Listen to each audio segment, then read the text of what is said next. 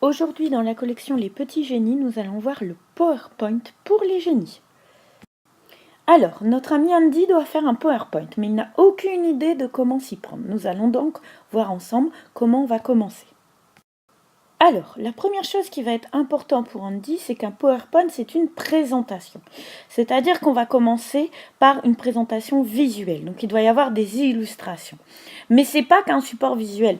Il va falloir aussi travailler sur son argumentation. Donc, un PowerPoint, c'est un mélange d'illustration et d'argumentation.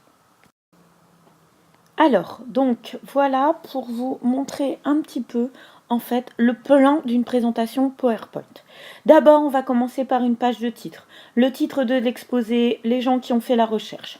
Ensuite, on utilise une diapo, un slide, pour expliquer le plan. Si on a un exposé à faire, c'est intéressant. Une diapo, un slide pour l'introduction.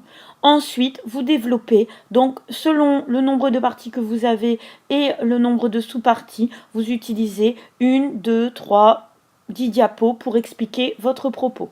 Une diapo de conclusion, où vous revenez un petit peu sur tout ce que vous avez dit, et surtout à la fin, la diapo bibliographie avec les sources que vous avez utilisées.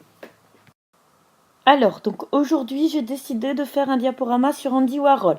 Je fais ma page du titre, une petite photo, le titre et un sous-titre, parce qu'en fait, ce que je vais faire, c'est un diaporama biographique, c'est-à-dire que je vais raconter un petit peu la vie d'Andy Warhol. Donc, par exemple, pour la première slide de mon exposé, je vais commencer par parler de l'identité d'Andy Warhol. Il est né à Pittsburgh en 1928, il a été à l'idée pendant la majeure partie de son enfance, ensuite il a fait des études d'art et il a passé un bachelor et il a fini par devenir créateur de costumes de théâtre. J'illustre un petit peu mon truc, etc. Je peux la faire un peu plus détaillée, néanmoins, c'est les informations que je vais devoir retenir sur l'enfance d'Andy Warhol, pas plus. Deuxième diapo, un peu plus conséquente, là je vais parler de son parcours, des dates et des mots-clés, encore une fois, vraiment des choses importantes. Une petite citation pour illustrer un petit peu et j'explique en fait sa vie avec les grandes étapes de sa vie. Troisième diapo, je vais parler donc de son art, le pop art. Quelques œuvres très très connues. Je les détaille, j'explique un petit peu. Andy Warhol a été le fondateur du pop art. Il a été connu pour les Campbell Soup. Il a également été connu pour utiliser donc des produits commerciaux comme les bouteilles de Coca.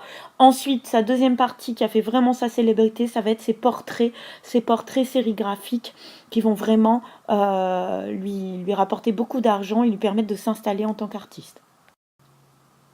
Grand thème de la vie de Andy Warhol, l'image et la société de consommation. Andy Warhol a toujours utilisé des publicités pour parler de son art. Donc là, je vais développer un peu, petite citation, illustration, c'est pareil, je donne des explications à l'oral. Troisième thème important dans l'œuvre d'Andy Warhol, la mort et sa fascination.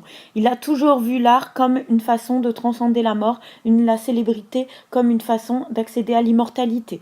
Donc il va beaucoup travailler sur l'image de la mort avec ses sérigraphies sur la chaise électrique, les crânes, tout ça en rapport avec les vanités. Donc là, pareil, j'explique, je donne des exemples à l'oral et les gens sont capables de suivre mon propos grâce à ce que j'ai mis à l'écran sur mon PowerPoint.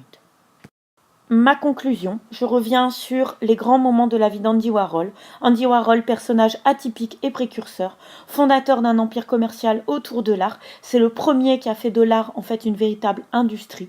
Et il a également célèbre pour The Factory, l'endroit où il avait installé une espèce de centre d'art où tous les artistes de son époque pouvaient se rejoindre.